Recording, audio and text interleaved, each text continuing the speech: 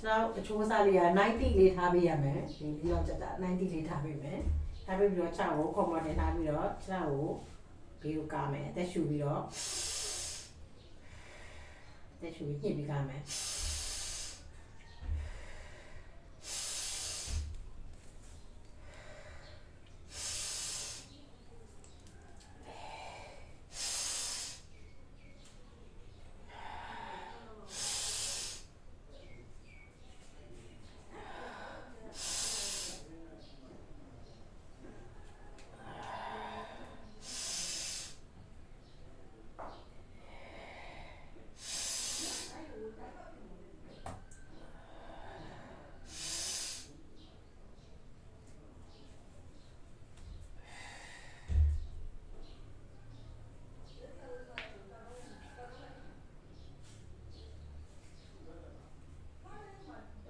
အဲ့ဒါကကြတော့6ကဒီလိုမျိုးလေး